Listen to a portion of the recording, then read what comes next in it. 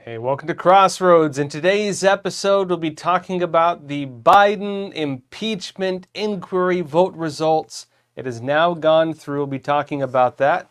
And also, Chicago, of all places, has begun countering illegal mass migration. Be detailing that as well. First, so let me show you this.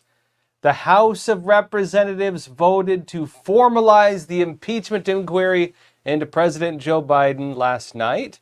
And this will allow them to not only continue their investigations into the possible impeachment of Joe Biden, but could also expand the House investigation into the president's family members, including into Hunter Biden and others.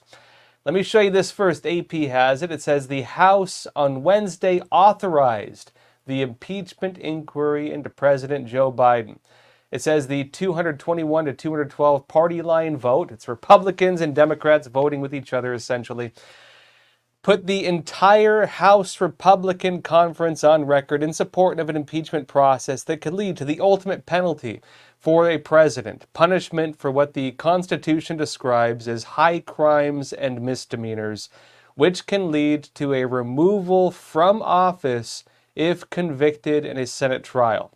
They say further in that in a recent statement, the White House called the whole process a baseless fishing expedition that Republicans are pushing ahead with, despite the fact that members of their own party have admitted there is no evidence to support impeaching President Biden. We'll talk about that. I think Mitt Romney said there's no evidence, right? We'll detail some of this. But they also say that House Democrats rose in opposition to the inquiry resolution Wednesday. Let me show you more on this. Now, the evidence on the White House claims was presented before the vote. And so the argument there's no evidence, it's nonsense. You had a lot of the main narrative you're seeing from the establishment media right now. Pretty much all the major corporate news outlets, other than the Fox News and maybe a couple Republican ones.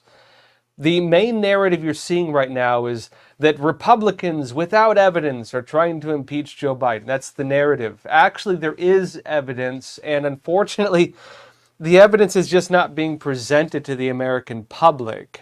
Now, Speaker Johnson wrote an op-ed in USA Today outlining some of the key Republican points against Biden.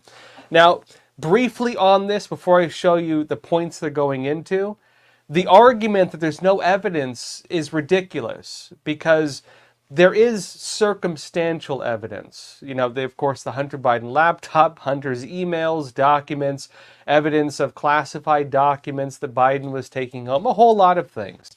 And there's also evidence of quid pro quo and other claims and public statements. There's plenty of evidence. The arguments they have is how closely was Joe Biden aligned with the actions of Hunter Biden, and they keep moving the goalpost on that argument.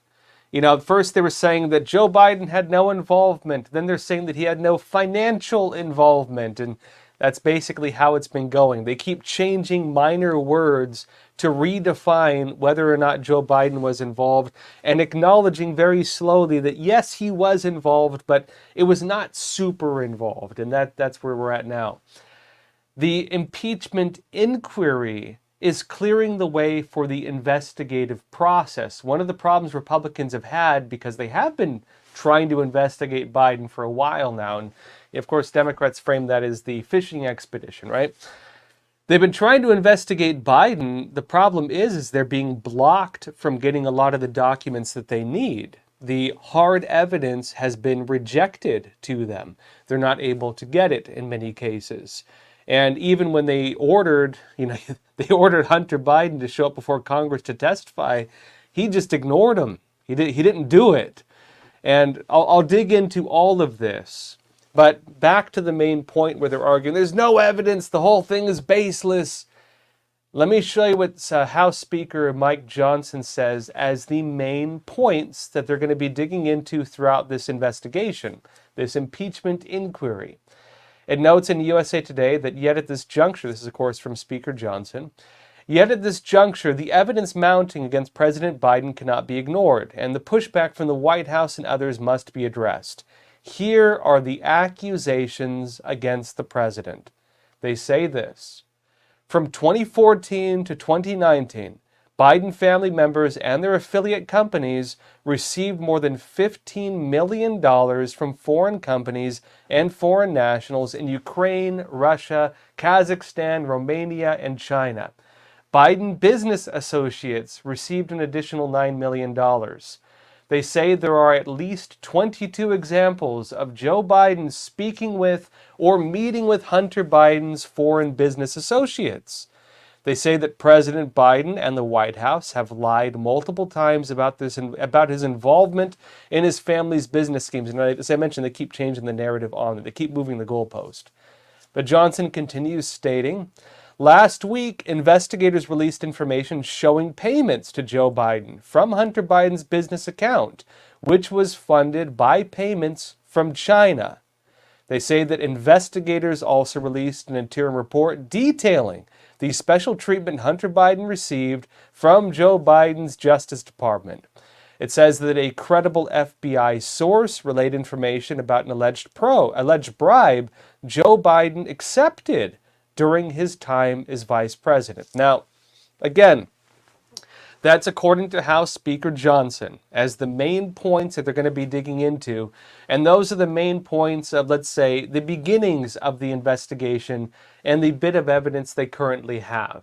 Take it as you would like. If you want to believe it, believe it. If you don't, don't. But again, this is the beginning of the impeachment inquiry.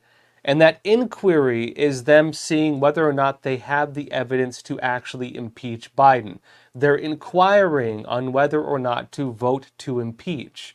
And so this is the beginning of the investigative process that will seek to find the full spectrum of hard evidence if it exists.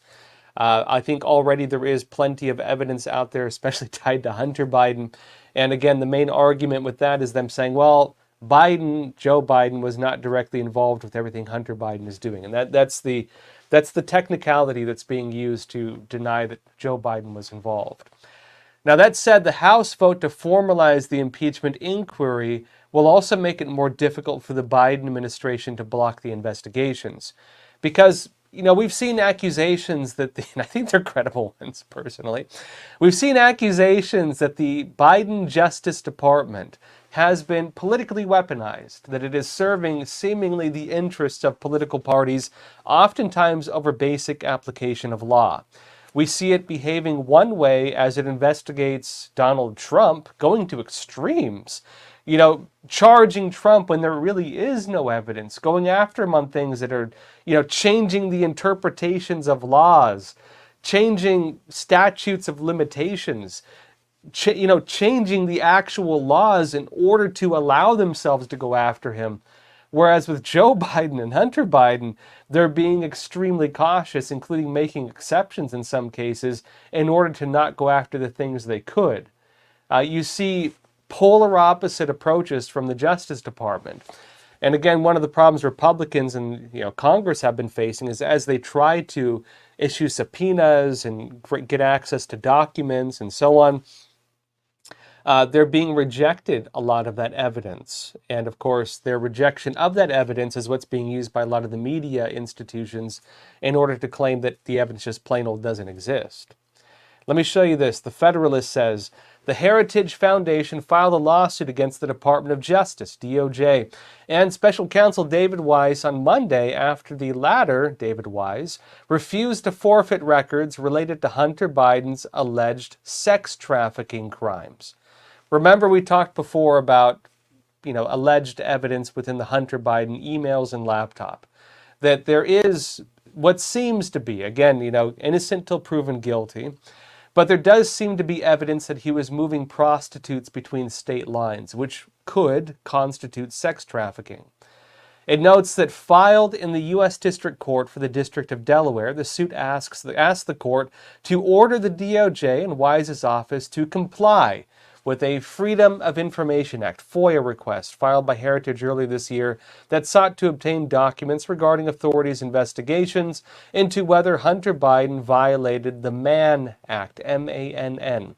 It says that law outlaws the transport of any woman or girl for the purpose of prostitution or debauchery or for any other immoral purpose. Communications between high-ranking DOJ officials provided to the House Ways and Means Committee by IRS whistleblowers and released to the public in September indicate 9 probable cases in which the younger Biden, Hunter Biden, quote, communicated with prostitutes and coordinated their travel across state lines. Actions that would violate the Mann Act, they claim. It notes that 2 alleged incidents flagged by Justice Department Tax Division Prosecutor Jack Morgan in an email to Assistant U.S. Attorney Leslie Wolf, for example, involved 2 likely escorts who traveled from Los Angeles and New York to meet with Hunter in Boston. And now also further in it states that Wise announced various tax-related charges against Hunter Biden last week as well. Remember, Hunter is also facing his illegal firearms charge in addition to all of this. Now, Hunter, of course, denies a lot of this, and let me show you where that's at right now. It would do a lot to help in their investigation of Hunter Biden, basically, if they were to get this evidence, and if for example, the impeachment inquiry were allowed, because not only have Republicans had a hard time getting evidence on Joe Biden, they've also been having a very difficult time getting evidence on Hunter Biden. Although, of course, Hunter's laptop, which is the bane of their existence currently, does have a lot of that evidence on it, and Hunter Biden's laptop has become kind of the centerpiece of this whole case. When the establishment media claim that there's no evidence, actually Hunter Biden's laptop has a lot of evidence, not just against Hunter, but against Joe Biden as well. And keep in mind the big context here of, because we keep mentioning Hunter Biden in relation to the impeachment of Joe Biden, the two are connected. And that is, Hunter Biden is going to be very likely the channel through which a lot of the investigations go when looking into President Joe Biden. And so Hunter is going to be a centerpiece of all of this going forward. And Hunter's going to be a very important figure in terms of, Joe Biden's connections to alleged crimes. That being said, Hunter Biden has been not cooperating, to say the least. In fact, Hunter Biden defied a congressional subpoena just recently to appear in a closed-door deposition before Republican investigators, and that was supposed to be yesterday. Here's a Twitter post. It says the House Oversight Chair, James Comer, and House Judiciary Chair, Jim Jordan, have indicated they will start contempt of Congress proceedings against him, Hunter Biden, with Comer saying on X, quote, Hunter Biden today defied lawful subpoenas, and we will now initiate contempt of Congress proceedings. And as this happens, Hunter is facing backlash after holding a Capitol Hill press conference on Wednesday instead of appearing for the deposition before Congress. Let me show you a clip of what Hunter Biden was saying. Watch. For 6 years, I have been the target of the unrelenting Trump attack machine, shouting, "Where's Hunter?" Well, here's my answer. I am here. Let me state as clearly as I can. My father was not financially involved in my business, not as a practicing lawyer, not as a board member of Burisma, not in my partnership with a Chinese private businessman, not in my investments at home nor abroad, and certainly not as an artist. In the depths of my addiction, I was extremely irresponsible with my finances. But to suggest that is grounds for an impeachment inquiry is beyond the absurd. It's shameless. There is no evidence to support the allegations that my father was financially involved in my business because it did not happen. Now, with that video, there's one important part to note. There's been accusations of the frequent moving of the goalpost. First, this claim was that Joe Biden was not even aware of Hunter Biden's business deals. We now know that's not the case. We know that Joe Biden was meeting with a lot of these individuals. Joe Biden was included in a lot of the communications. Without a doubt, Joe Biden was aware. Then there was allegations that Joe Biden was not involved. As I mentioned, that Joe Biden was involved, and there's evidence saying that. Now they're saying that Joe Biden was not financially involved. And when Hunter gave his statement, he said, "There is no evidence to support the allegations. My father was financially involved in my business because it did not happen." And so that's the moving of the goalpost. There have been several iterations to it, but essentially that's what it is. Now that Hunter Biden has refused to appear before Congress, even when subpoenaed, Democrats have set themselves up in a very complicated place with this. Because if you remember, Republicans were refusing to recognize the congressional subpoenas from the Democrats. When the Democrats were holding their hearings and investigations into January 6th, a lot of Donald Trump's associates refused to testify before Congress, and the Democrat Congress at the time, under Nancy Pelosi, the House of Representatives, they actually pursued criminal charges against many Republicans, including Steve Bannon and many others. And because they did that, Democrats set up a precedent of going after, allies of a former president in order to, punish them, essentially, through these congressional subpoenas. Now, normally that's not something you would do. You don't target the President of the United States or the former President of the United States or people within his cabinet using that method. There was a certain level of, let's say, just respect and just ethics that existed. Democrats tossed that out. And given that situation, Hunter Biden could now become the next person, the next domino to fall because of the, let's say, toppling of those dominoes that Democrats began. And people are pointing to, as of course you have Jim Jordan and others talking about possibly pursuing contempt charges against Hunter Biden. Joe Biden is defending Hunter, but people are digging up an old video where President Biden said back in 2021, commenting on convicting people who don't show up for congressional subpoenas. And let me show you what Joe Biden himself said. Watch this. Talking to you so much today, you're not going to want to talk to me anymore. Sir, do you? What's your message to people who defy congressional subpoenas on the January 6th committee? I hope that the committee goes after them and holds them accountable. Should they be prosecuted by the I Justice do, Department? yes. Sir, do you support term limits for the Supreme Court? No. Now, of course, the broader context with Joe Biden's statement in that regard is weaponization of justice. If Biden was arguing that it is justified, it is legal, it is even necessary to pursue criminal charges against people who refuse to show up when they're subpoenaed, when they have to show up before Congress, and that doing otherwise is contempt of Congress, Joe Biden, in that previous statement, stood by his stance that the people doing that should face criminal charges. The question now is that now that it's Hunter Biden facing that scenario, that Hunter Biden could face contempt of Congress charges, will Joe Biden still support that? Will the Biden DOJ support it? And if not, well, that's going to be used as evidence of a dual justice system, that you have Republicans treated one way and Democrats treated another. That if we have a two-tiered system of justice where people are deemed innocent or guilty, not based on the crime, not based on the allegation, but instead based on who they're friends with or which party they're part of, that's going to be the problem that Biden and the Justice Department are going to run into with Hunter Biden. Now, that said, Joe Biden, I think Hunter is a very difficult piece with all of this. It's his son. Look, I can tell you, if I was ever in a rough spot, I would hope my dad would have my back.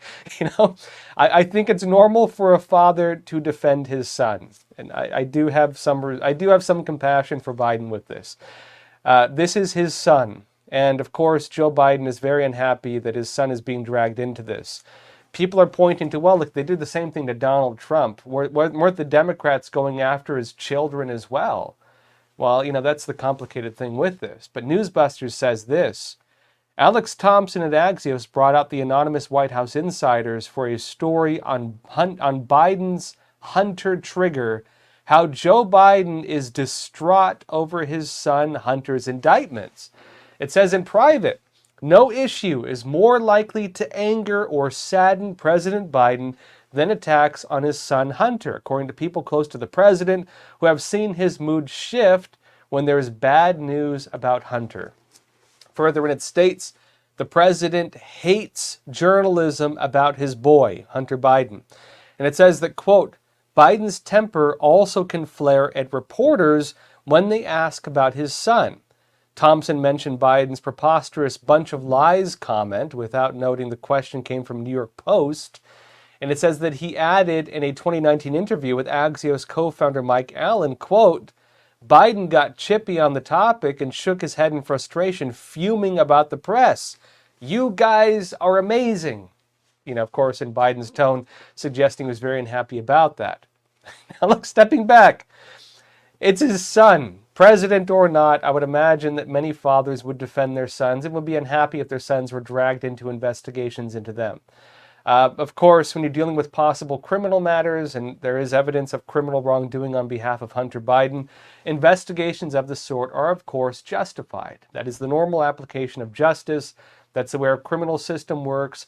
And if Hunter Biden was, in fact, violating laws, it's totally valid to go after him.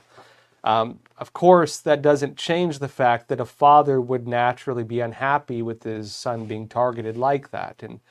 And I do have some compassion for Joe Biden with that because it's his kid, you know. Again, you know, I'd expect my mom and dad to defend me even if I was totally guilty of something, because that's what parents do, at least sometimes, right? But there's also the question if there were any types of justified investigations into Hunter, because it could cause some rifts, not just with Biden getting angry at the press. Right? If Hunter is in fact found to be guilty, and personally I believe there's a lot of evidence suggesting as much. Innocent until proven guilty, we'll see what the court decides. But I think there's evidence that does show that. But as that takes place, as these cases move forward, this is going to cause divisions, not just between Joe Biden and very likely even the press, even very likely a lot of the Democrat-aligned media, which we're already seeing taking place, but also with the Democrat Party and even within Joe Biden's administration, notably the Justice Department. Washington Examiner said that President Joe Biden has become frustrated over the Department of Justice intensifying criminal case against his son, causing the president's relationship with Attorney General Merrick Garland to become more frigid, according to a new report. It says the report, published in Axios on Tuesday, detailed how the DOJ, Department of Justice, its years-long investigation into Hunter Biden and the dual prosecutions against him have negatively affected the president. And it says that, quote, those close to Joe Biden argue that Garland, head of the DOJ, is trying in vain to satisfy bad faith GOP critics. The argument is that Merrick Garland is siding with Republicans against Joe Biden. And then it says that, quote, and that the special counsel is a way of deflecting a difficult decision under the guise of objectivity. Because remember that Garland did appoint a special counsel to investigate Hunter Biden. And while many of us would say that that special counsel looks like it's meant to deflect, and in my opinion, the special counsel looks like it's more there to maybe protect Hunter Biden, frankly. The argument on the other side within the party is that Garland is trying to distance himself, create a space between him and the investigations and possible prosecution of Hunter Biden so that he's not thrown under the bus in the case of a criminal prosecution against Hunter and, you know, avoiding the anger of Joe Biden if that were to happen. But it says that Axios reported, noting that one person thought Garland was obsessed with the appearance of having integrity at the expense of genuinely having it. I don't know about that. All right, folks, that said, we're at the beginning of this whole thing. We'll see where it goes. I'll stand by that, you know what, it's easy to, when the opposite party of your interest is being investigated or attacked, it's easy to just agree with everything. I would say stand by the standards of justice, innocent until proven guilty. We'll see what the facts say, especially as the investigations move forward, and I'll, of course, be presenting that to you as accurately as possible. But we're now at the beginning of the impeachment inquiry, and the inquiry is going to be part of an investigative process to see whether they should move forward with the vote to impeach Joe Biden. Just managing expectations for all of you. In terms of where this is going to go, of course, a House vote to impeach the President of the United States does not necessarily mean he's going to be pushed out of office. That's a very difficult process. Remember, the House voted twice to impeach Donald Trump. The Senate blocked it, meaning that they voted to impeach Trump, but they never fully removed him from office. Given that the Republicans have a House majority but not a Senate majority, we could see something similar where the House votes and the Senate just doesn't move on it. But who knows? It is possible as well that there are even Democrats and even Biden's party maybe wants him out.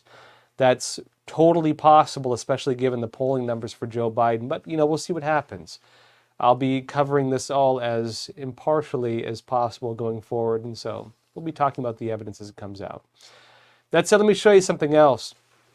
Chicago, of all places, is starting to finally do something about illegal immigration. It is starting to outright reject illegal immigrants flooding into the state. Chicago, of all places, very far left places, sanctuary city. But, this is at least when it comes to the issues being brought to them from Texas, and notably from the Texas government. It appears this is more of a policy against Texas Governor Greg Abbott than it is a policy against mass immigration in and of itself. Washington Examiner says that 2 Chicago suburbs rejected busloads of immigrants that arrived from El Paso, Texas over the past week, as the city and Illinois as a whole continue to face an influx of illegal immigrants from the southern border. Several buses arrived at the metro station in Cicero, Illinois, and Rosemont, Illinois, near the O'Hare International Airport's remote parking area, according to the Chicago Tribune. Rosemont police allowed the immigrants to get off the bus if there was someone to pick them up, but officers threatened to impound the bus and arrest the driver for endangering the passengers if he let them out, Mayor Brad Stevens said. Now look, remember a couple things. First of all, it's winter time and it's very cold in Chicago. Not only is it very cold there to the point where you're not going to be able to sleep on the streets, you could die. They're running out of resources and they're running out of shelter in order to take care of people. A lot of these illegal immigrants are showing up thinking they're going to get, kid glove treatment. They're expecting 5-star hotels like they are in New York. They're expecting warm meals every day given to them. They want to be babied. They want to be hand-fed by taxpayers. And the reality is, cities no longer have the resources to take care of them like that, even though they are still in many places. This is also raising questions, though, on why this is only being done selectively. The pushback we're seeing right now is very selective. It looks like they're going after the buses, notably being sent from, the government in Texas, but maybe not the full spectrum of illegal immigration, especially into Chicago in this case. National Poll says this. Far-left Mayor of Chicago, Brendan Johnson, has filed 55 lawsuits against what he calls rogue bus companies transporting illegal migrants from the southern border to the city. It says that the suit impacts 77 buses accused of violating rules brought in by Mayor Johnson in mid-November about where and when coaches can arrive. It notes that Mayor Johnson's new rules allow for just 2 buses carrying migrants to arrive every hour. That's an insane number still. 2 buses every single hour? How many are they getting a day? That means, in a 24-hour period, they're getting 48 buses legally. How many more are there every single day? But, there is a time with that. It says they're allowed to arrive 8 a.m. to 5:30 p.m., so I guess working hours, right? Monday through Friday. That's still a lot of buses legally that they're allowing. And notes the rules also require buses to ask for official approval to transport migrants. It says the city's Department of Transportation has yet to receive any applications, however, suggesting that these bus companies are just ignoring it. It says Chicago, however, continues to welcome asylum seekers, but the city cannot safely and efficiently shelter migrants when bus companies, contracted by the state of Texas, they claim, flagrantly violate all safety measures that the city has put in place. That's according to Casiano Mendoza, a spokesperson for Johnson. Now, I would argue that the buses are not just coming from the state of Texas or from the government of Texas. A lot of these are NGOs, and a lot of them are working as part of this broader system tied in with the State Department and in with the International Organization for Migration at the United Nations. But regardless of that, this is very quickly going to run into a very big issue, which is whether states can sue each other. Remember that there were some rules on that before. There were court orders on this before. Do you remember when Texas tried suing Georgia, Michigan, Pennsylvania, and Wisconsin going back to 2020 over the elections? Because they were arguing these states failed to properly secure and hold their federal elections. They were not allowed to do that, not because there wasn't a possible ground to sue those states, but because there were limits on states being allowed to sue other states. Chicago is not going to be able to sue Texas over this, which may be why they're going after the bus companies themselves. But the part being ignored and left out of this conversation, in my opinion at least, by these news outlets, is that not all of those buses, and probably not most of them in fact, not all those buses are tied to the government of Texas. A lot of those buses are probably tied to the NGOs being used to facilitate mass illegal immigration in the United States. We're being fed this giant charade. This whole thing is a con job. The State Department, our own government, working together with the United Nations, is the true cause of this mass migration system. The buses are not just operated by Texas. In fact, a very small number of them are the ones being sent through Governor Abbott transporting the illegal aliens. The overwhelming majority of them are the NGOs. And so if this lawsuit is able to go through, it's going to raise some very interesting issues over whether the NGOs, the non-government organizations working with the U.S. government and the United Nations running the illegal immigrant buses, whether that is illegal, along with the flights notably being used to ship them all around the country, and we as taxpayers are paying for those flights. They're flying them around the country. Our tax dollars are covering the cost of that, not to mention state taxes being used to house and feed and everything else for them. And not to mention whether the federal government and the United Nations could be accused of violating these same laws if it were found, for example, that Texas were liable for it. In other words, you're being lied to, folks. And illegal immigration is just a legal activity that's being allowed and even coordinated by the federal government in this case. If it is the case that laws are being violated, if it's determined in Chicago that this is illegal human trafficking, that's going to implicate the federal government. That's going to implicate these NGOs. That's going to implicate the military coordinating a lot of these flights. That is going to implicate even the United Nations. And it looks like it has gotten beyond its control. It looks like they'd had a plan, and that plan is broken down because they rang the dinner bell and too many people showed up for dinner. It's beginning to even fragment the Democrat Party, and it is bankrupting Democrat cities, and even states are facing a crisis on how to keep it going. They're not going to be able to keep this up. And you know what? I'd say a lot of these big cities, I doubt they're spending our tax dollars in things that benefit the average American citizen anyway. Maybe the illegal immigrants are a gift in disguise in that regard, because they're not going to be able to use all that tax money to mess with the elections. They're not going to be able to use that tax money to do universal mail-in ballots. They're not going to be able to use that tax money to implement lockdowns or holding facilities for COVID or whatever else that they were talking about doing in several states. Now, back to what's happening in other areas, New York City is also facing a very real issue. In fact, even former Sanctuary City fan, New York City Mayor Eric Adams, is openly acknowledging. This is Eric Adams in New York City. He is acknowledging that illegal immigration, the crisis, is taking a toll on the city. New York is going bankrupt.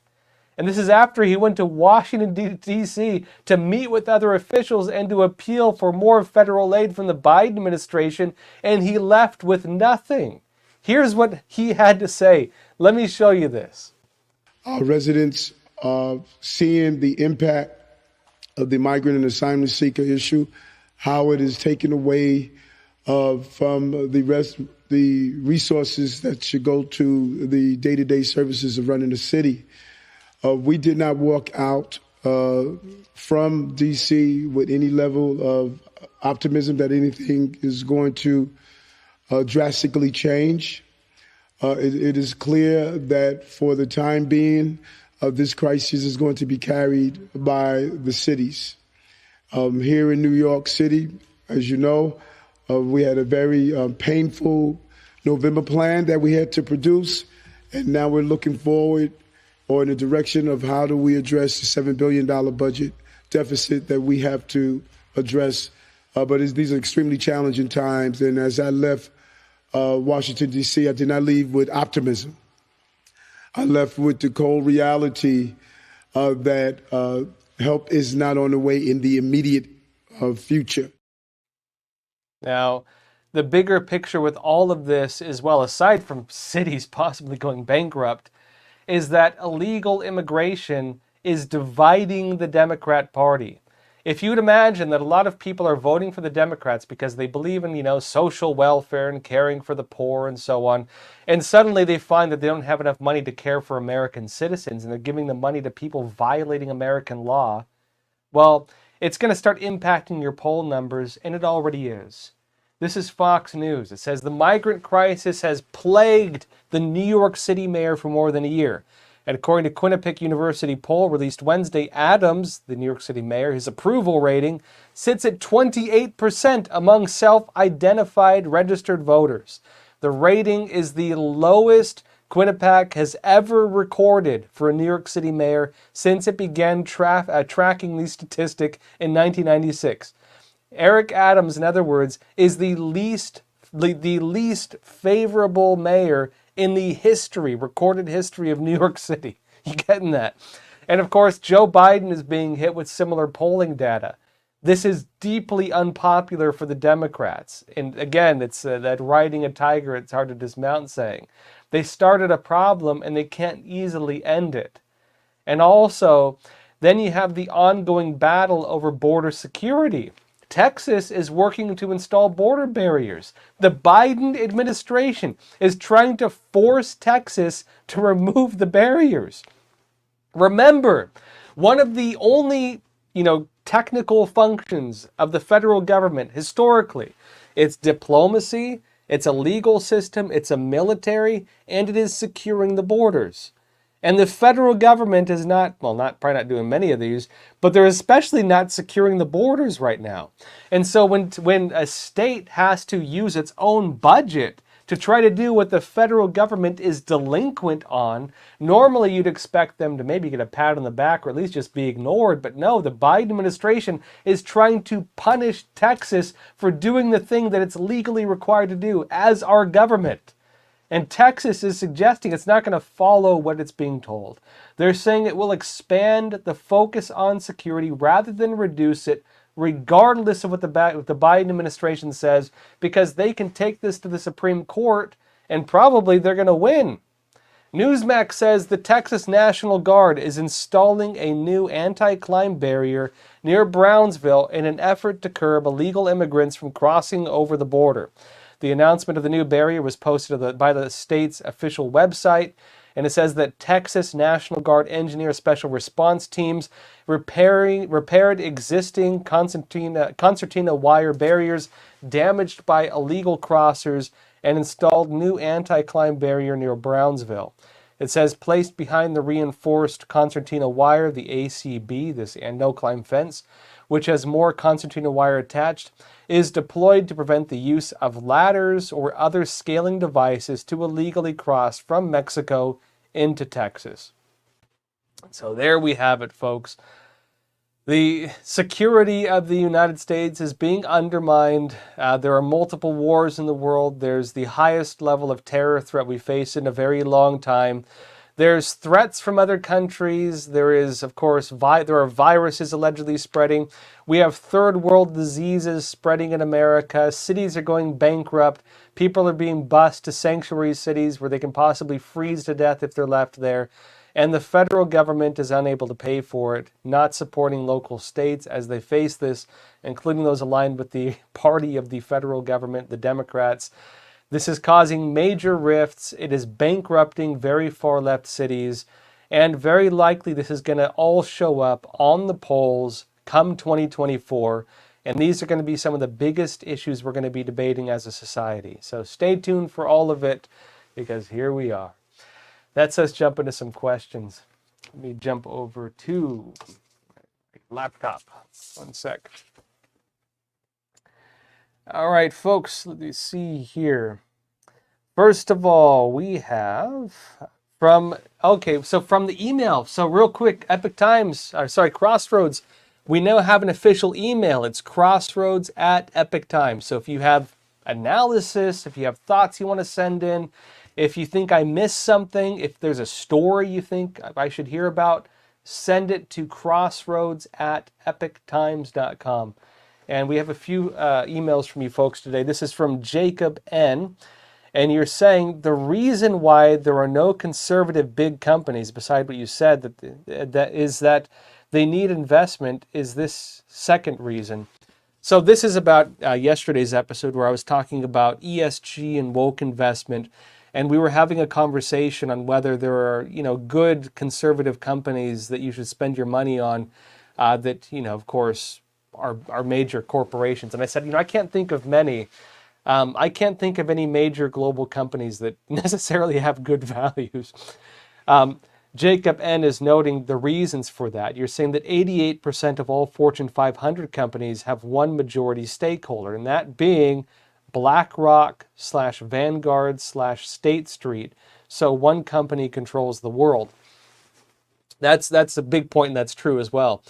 Of course, BlackRock, State Street, Vanguard, these are some of the biggest investment firms pushing woke investment, ESG. And if they're one of the primary shareholders for most major companies, then yeah, you're going to have the issue that sitting at the board or having a say in all these corporations is investment firm that has a very far left political agenda, then yeah, the company is going to be practicing things in line with that political agenda. That's a good point to make.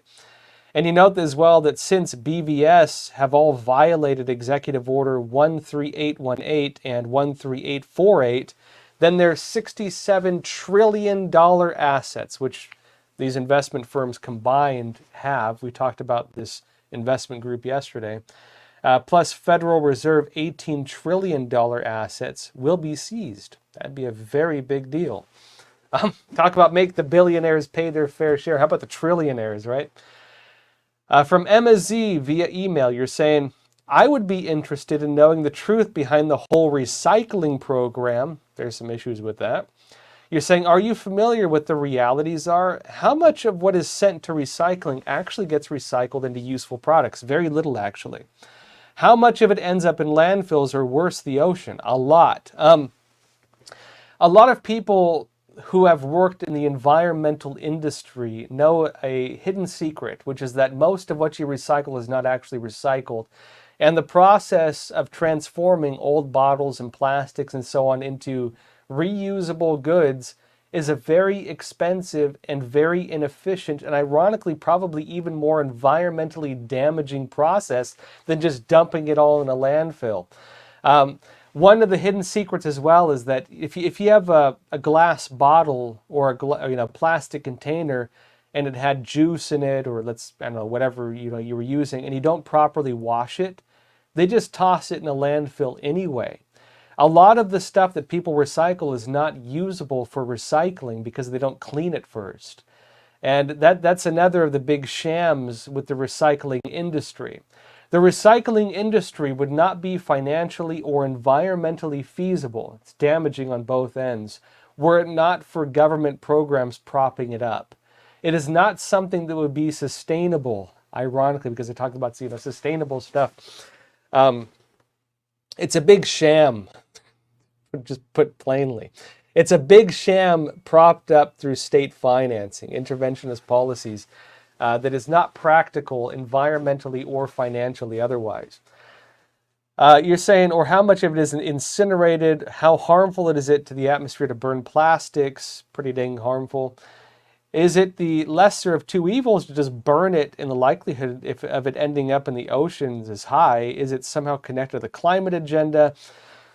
Or is it simply a scheme to get us to be okay buying things in plastic packaging? I want to do what I can to avoid harmful pollution, but if my efforts are only contributing to more pollution, I would like to know that. Yeah, back to the point, I think the recycling industry is mostly a sham. Again, a lot of it is not sustainable. It is extremely expensive. It is the process of converting, recycled goods into reusable products is not itself a sustainable or environmentally friendly process.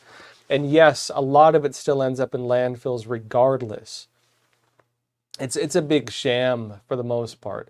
I do think that it's something done for the most part with good intentions, but it's just, in terms of the realities, the practical use of it, it's not very practical.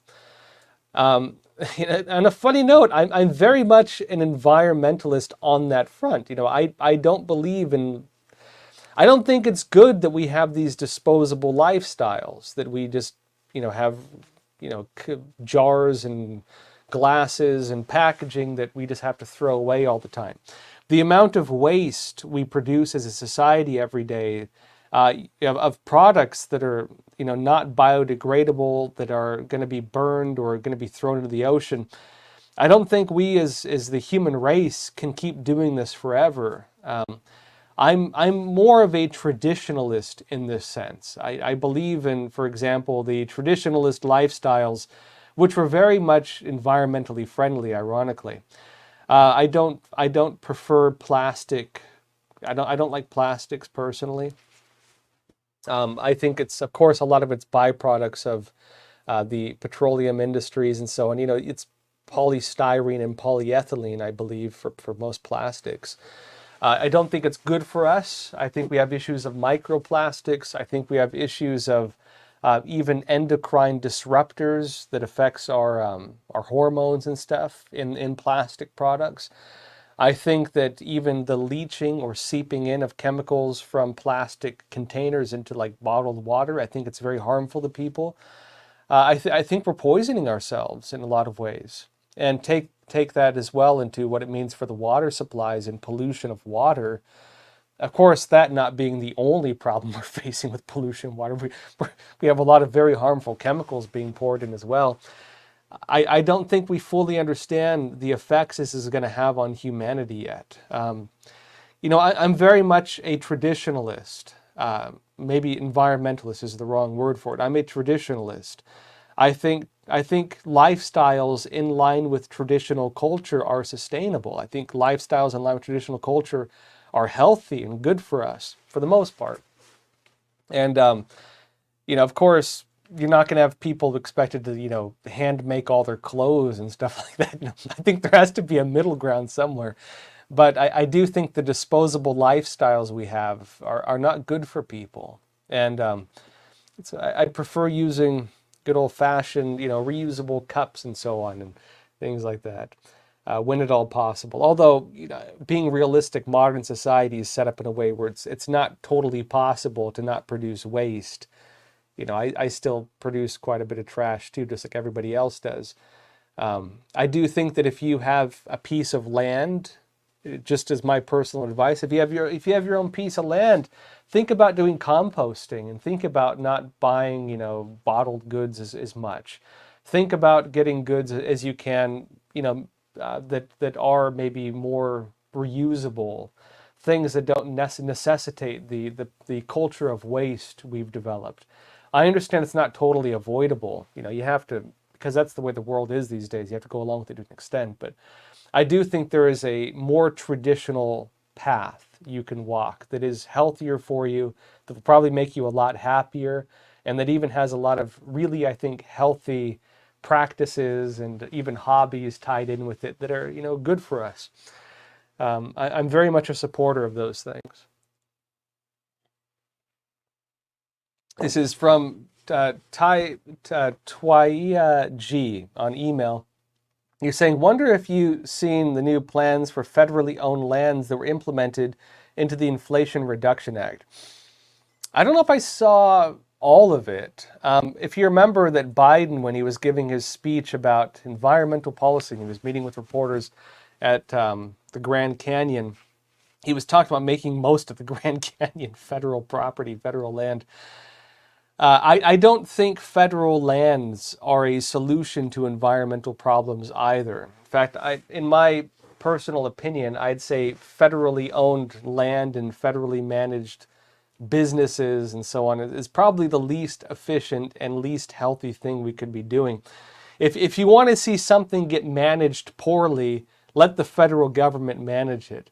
If you want to compare like a well-functioning business to a poorly functioning business, look no further than a business managed privately that has to be, held to the standards of the public, versus a business that doesn't have to provide good services because it has a monopoly, because it's being propped up by taxpayers, and can survive even if people don't like using it. Look no further than a business that has a monopoly on an industry because it's federally subsidized. I believe that the free market has a natural incentive for sustainability to an extent. There are definitely some businesses that are extremely damaging. I do believe in some regulation on that front. But for the most part, if you own a piece of land and you're a private business and you need to get a resource from that land, you're more often than not looking towards long-term sustainability of that land because you're looking at long-term profits and long-term business. If you destroy the asset from which you receive your wealth, if you destroy the asset, the land or the resource, and you don't do it in a way that's sustainable, you're going to put yourself out of business in the long run. I understand that there are some businesses without a doubt that are very damaging. There are some businesses that just do clear cutting and just strip mining, and there are some definitely very destructive business practices. I do believe in regulating those. But there's also a lot of very healthy ones. And for the most part, I think that privately owned businesses operating on that front can do things better than federal control of natural resources. Especially when you get to like mom and pop level, people being stewards of their own pieces of earth. I very much like the original system of the United States, where each person was a steward of their own little piece of heaven. Jeff Reinbold on Epoch TV live chat. You're saying, read 2 chapters of Animal Farm by George Orwell. Great book, by the way. You said the farmer and his wife were kicked out and the new laws for the animals written. Sorry, Jen Reinbold, not Jeff. Yeah. Great book, by the way. And one of the big sayings, it's like Animal Farm. The animals have their workers' revolution, and the farm is taken over by the workers. The farmers are kicked out, and the animals run the place. It's Animal Farm. And then the pigs over time become the overlords, and they find over time the pigs start to look a whole lot like the humans they kicked out in the first place. They say that all animals are created equal, and then later they change it to all animals are equal, but some animals are more equal than others. I'd say, in the humor of George Orwell, are we not seeing that now? We're all equal, folks. We're all racially equal, but some races are more equal than others. In the attempts to create equity and equality, we find that discrimination of other people is involved. You can't, ironically, create equity without tearing down those who are more successful and without propping up those who are less successful, oftentimes because they don't work as hard. That it's not for everybody, but that is often the case. If you want to create equity, it means you're micromanaging the winners and losers. And if you want to create equity, yes, it does mean you're giving some benefits to people who are less well off. And in some cases, there are examples where the game was rigged against some people. They have to work extra hard in order to make their way. But that's not always the case. And the bigger picture is that when you have equity, you're going to punish people who do well. That if a person is more successful, they have to prop up those who are less successful. The hard-working individual is going to have to, basically have the fruits of their efforts stripped from them in order to, benefit those who don't put in as much effort. And you're going to end up with the case that George Orwell pointed to, that, we're all equal, but some people are more equal than others. If you're going to manage the winners and losers of the game, naturally speaking, you're going to have to give preferential treatment to some. And especially when you deal with communist societies, even though they call it a classless society, you always have a class, a upper class developed, the bourgeoisie of the communist leadership, who ironically campaigned on the very idea of destroying the thing they represent. And they become the very monster that they claim existed in the world. It's a terrible deception, communism. And of course, Orwell showed a lot of this in a pretty vivid way in his novels. MS Wilma 2, you're saying, where will we send the illegals? The red states, rural areas? We don't want them. Can't afford them. Yeah. My stance on migration, I personally don't care too much about, immigration. I do believe that, we should have some laws in order to manage who gets in and who doesn't. But I think it's not as problematic as long as you're not giving free handouts. I don't believe in giving people social welfare. I don't believe in giving people free housing. I don't believe in giving them any kind of benefits for coming here. I believe there should be nothing provided from taxpayers. I even believe there should be some regulations on public school systems because, we have to pay for it with taxes, and you can only have so many kids per class. Our public schools are already overflowing, and quality of education has already taken a nosedive because of that. Generally speaking, in a traditional sense, if you had people migrate from one country to another, they would have to build up some kind of system in order to sustain themselves. They would have to create benefit, create wealth. This is how Texas was formed, is one great example of this. Going back in history, how was Texas formed when people were writing GTT on their doors and abandoning their houses and going to Texas, which was under Mexico at the time? Notably not under the current, Mexican government, but instead under the government managed by Spain, because the Spaniards had a special agreement with Americans that Americans were able to go into a plot of land that had nothing. There was nothing there. And when people go there and build homes and build farms and build towns and build cities, that creates wealth. It creates tax dollars for the government. It is beneficial. If you have migration that allows people to build something rather than leech off of something, rather than be parasites, right? They're benefiting the society. If you allow them to come in under the conditions that they build and they contribute and they do something good for the society and they don't rob the citizens of that country, they're not leeching off the hardworking people of that country, then it's beneficial. And again, what happened in Texas was this. Americans went to this piece of land under an agreement with the Spanish government, which at the time managed Mexico, and they created wealth. They built cities, they built towns, they built communities, they built farms, they built businesses, and it benefited the country, Mexico at that time.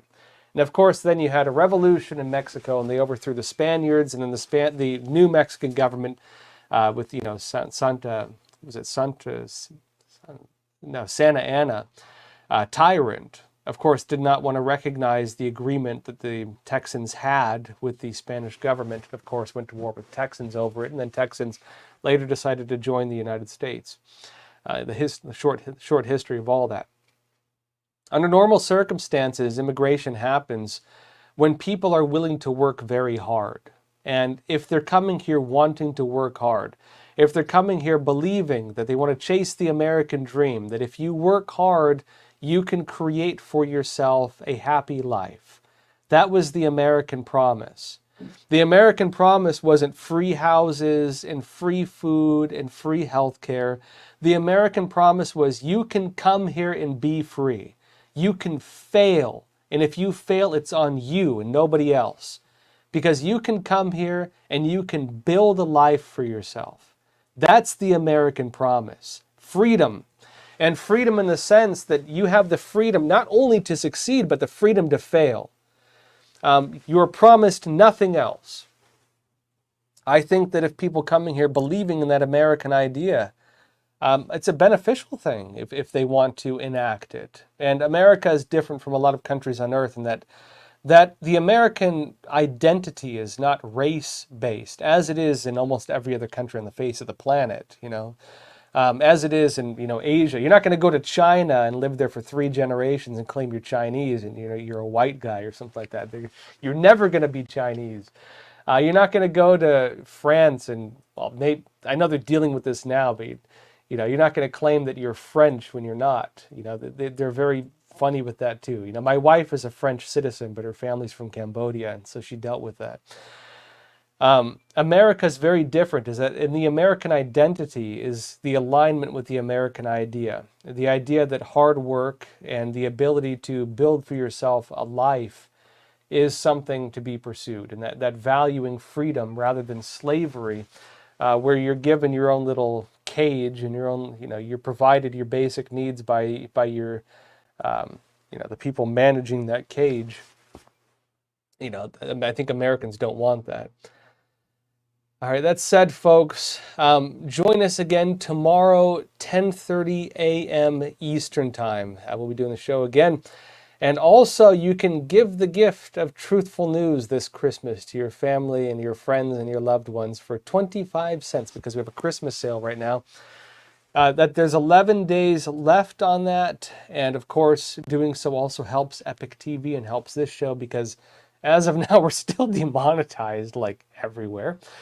So, of course, you support us, you get great content, documentaries, films, other shows. We have some great stuff. Check it out. Again, Epoch TV, EpochTV.com. Check it out. And again, 25-cent sale. Also, right now, too, we have our email address. That's crossroads@epochtimes.com, EpochTimes.com. Send your thoughts, send your ideas. If you feel I'm missing a story, if you feel I'm missing some key information, if you have additional thoughts, if you want to share them with the world, send an email over to us, and of course we'll be reading some of those every day and talking about them as well, part of the Q&A. That said, folks, thank you all for being here. I appreciate all of you. Talk to you all tomorrow again, and as always, please take care of yourselves, stay informed, and stay free. Thank you.